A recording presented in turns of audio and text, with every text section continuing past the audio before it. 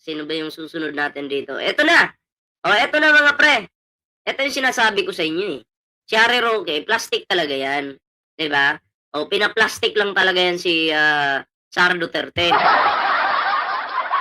Hmm. Saan na ba yun? Ayan. Pina-plastic lang po talaga yan ni Harry Roque, etong, si Sara Duterte. Kasi alam niyo ba bakit? Pakikinggan po natin ngayon ang balitang ito. Ayan.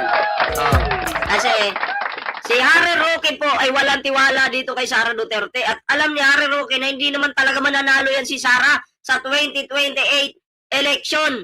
'Di ba? Hindi mananalo. Ito. Play po natin ang video ito.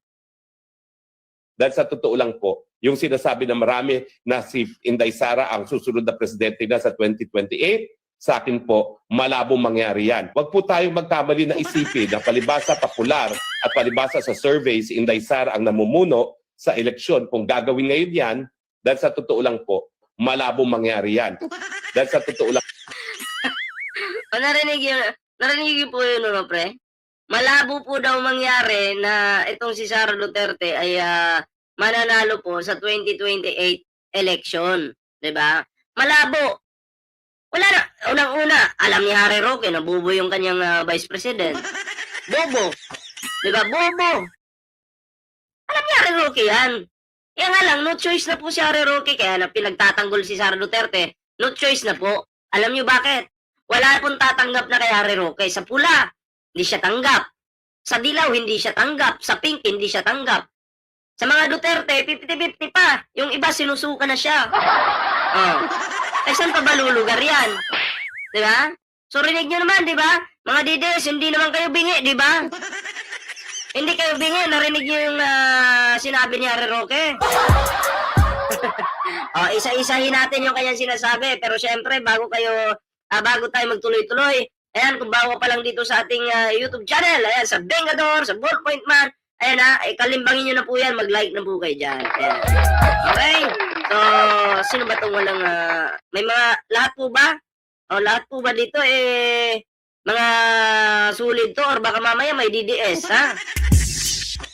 May mga nagpapanggap minsan pero mas maganda sana may DDS dito para makita nila to. Diba? Kasi ang video ko na ito ay sampal sa inyo to. Para talaga to sa inyo, diba?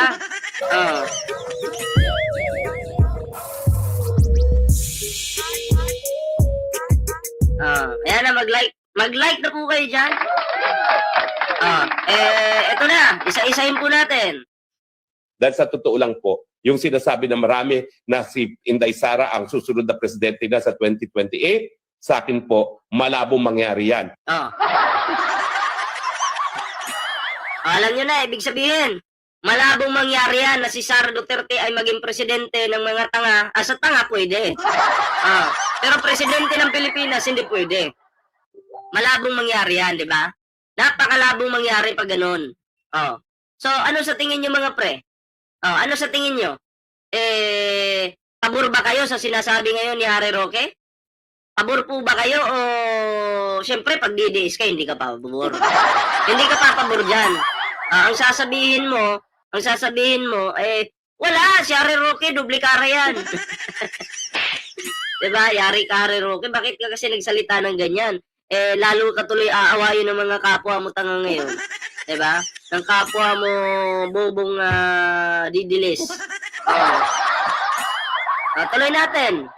Huwag po tayong magkamali na isipin na palibasa popular at palibasa sa surveys, si Inday Sara ang namumuno sa eleksyon. Kung gagawin ngayon yan, dahil sa totoo lang po, malabong mangyari yan.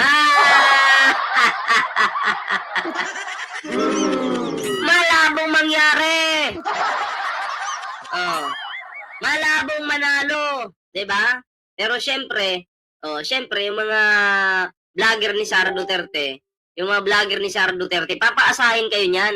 Ang sasabihin, hindi, malakas naman si Inday Sayad Sayad tuloy. Si Sara Duterte, malakas naman yan 'Di ba? So papaasahin kayo para yung pera ng mga vlogger-vloggera na yan ay magtuloy-tuloy. 'Di ba? Paasa lang ba?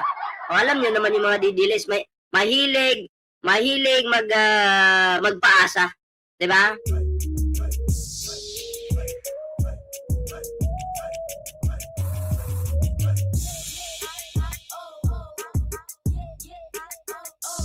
Okay. Ayan. Oh, alam nyo na. So, ito po, isunod po natin. Ito po yung karugtong ng topic natin na to. Idugtong po natin to mga pre. Okay? Asan na ba yun? Ito po, panoorin po natin ang video ito. About naman po ito kay Ted Filon. Okay? Ted Filon, sariling level mo, itaas mo. Wala kang pakialam kay PBBM. Huwag ka magsalita na itaas ni naman ang level ni PBBM na pati SSS Calamity Loan. Yung presidente na ang nagbo-broadcast, ang nag-announce. Unang-una, mga kababayan, wala masama sa ginagawa ni PBBM.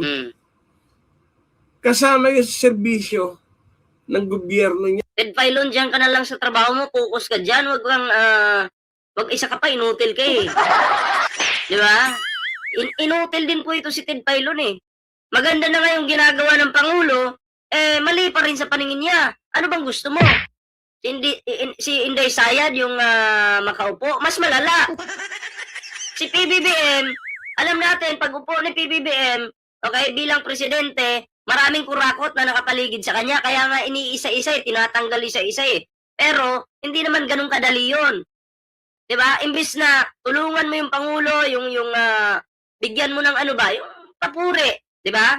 Para ganahan namang magtrabaho. Aba, yung ginagawa mo, inihila mo pababa. Ted Filon, ano nga tayo? Sports nga tayo? Sa loob tayo ng drum, babatukan kita. Sports yun may sampalan, di ba? O parang batok na rin yun. Sa loob kami ng drum. Pag sinampal ako ni Ted Filon, ako naman, sasampalin ko naman siya. O, para pag naalog yung utak nito, ma-realize niya na mali siya. May kapalpakan siya. Tangina, kupal na Ted na to Ted Filon! Kaya, shoutout po kay Michelle Reyes. Salamat po. Yeah. At Filon,